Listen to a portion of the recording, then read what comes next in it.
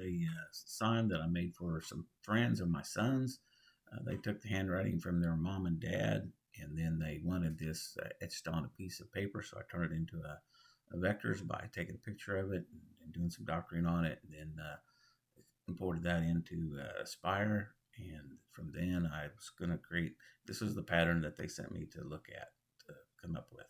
All right, I've got a little project here. I've got a family member that is wanting two signatures from their parents, and one's from probably the wife, and the other one's from the husband.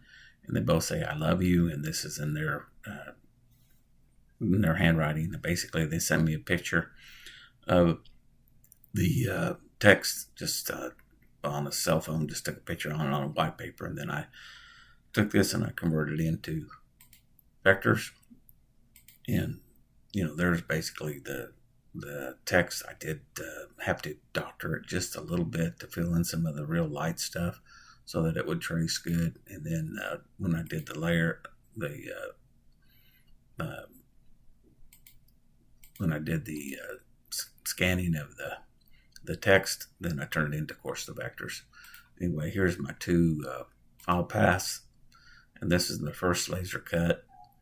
And we're going to turn this off so you don't see that. But anyway, without that on there, this is basically the text that I had. So the first laser cut is I'm doing just a cut on the vectors, which is just like a laser cut to where I'm going through that. I'm also cutting through it in 7.0, and so it's creating on that, and that's on the vectors.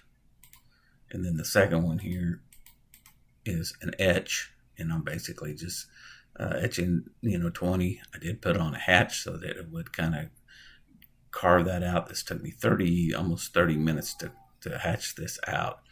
I probably didn't really need it, but it locks the letters in, kind of like a little tongue and groove kind of a deal. And so I don't know, it's probably worth it on that kind of a deal. But anyway, that's basically how that went. So when I let both of them go, and the tool path, and then there they are there, preview all tool paths, and that's basically what I had. So one was just an etch in the board, and the other one was the cutting out the letters of the board. So then I took this out, put it on a thumb drive, took it out to the shop, and let's go out to the shop and have a look at it. All right, there's the laser etching in "I love you" and "I love you again." And Beckrick said that would take 9 minutes, but I thought that, right. Anyway, it's at 35 minutes at 90%. And I'm doing 90% power, 20% move speed. Or no, excuse me, 20% power, 90% move speed, probably maybe 100%. Just regular etching. But it's going down in there, it's doing a crosshatch, which is etching down below the surface considerably. Anyway, so let's go into town there, and then I'm going to do one that cuts out the letters here in a little bit. There are a lot of trial and errors. I took these letters out after I got them cut out, make sure they were fitting, and just kind of thinking of how it's going to all go together. Okay, I laser etched the board first, and then I laser etched this, or just cut that out and put the letters on top of there. I probably could have gotten by with just doing that.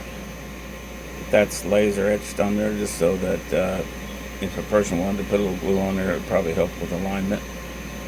And maybe not. I don't know. It kind of fits down in there when it's etched out. So anyway, there you go. Maybe that's what you want. I don't know.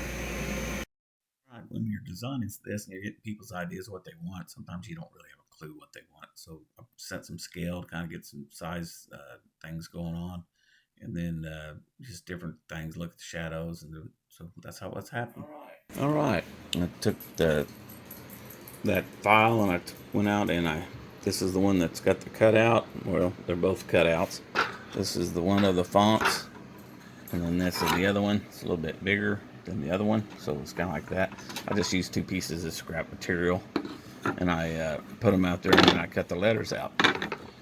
And I originally just took this one here, and I just used this one as the engrave. And of course I painted it with some white paint. I need to paint the back side of it too, but I painted it with a white paint, and then I took the letters and I painted them back black.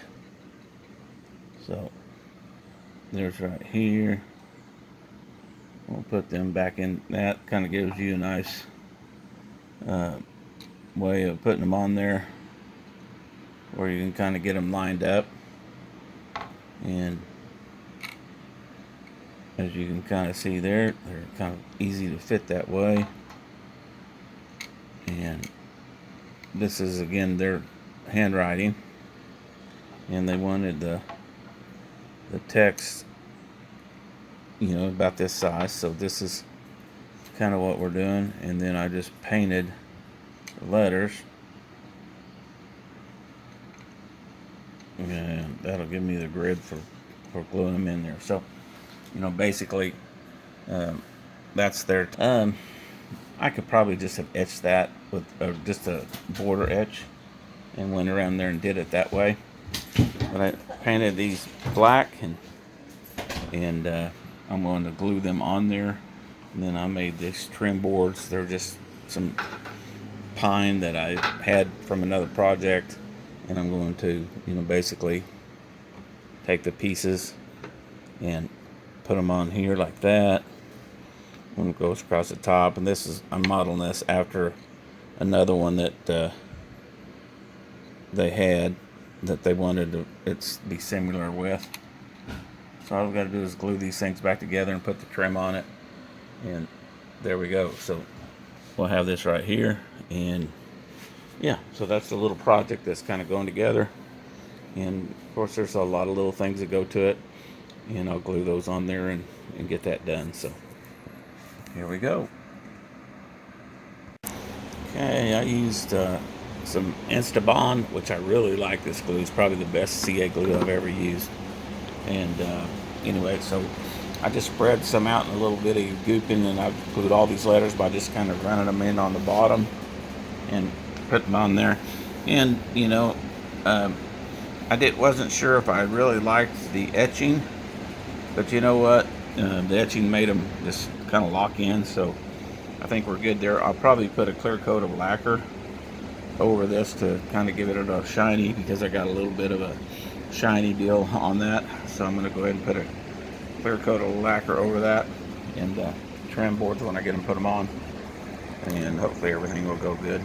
Doing these for the first time, a lot of times I don't get it right the first time, so there I'm playing with it. And since this is a one and done deal, I'm trying to get it right. All right, I've got them on there. I'm basically going to flip them over, put this right here for a little bit, and then run some nails in from the back side, just to keep it from moving around too much. And this little guy here is a little bit of a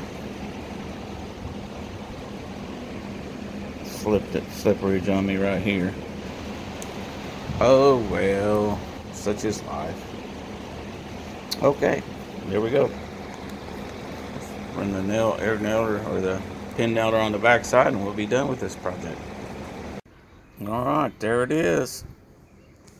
This little guy right here didn't quite go together the way I wanted it to, but you know, hey, it's close enough. There we go.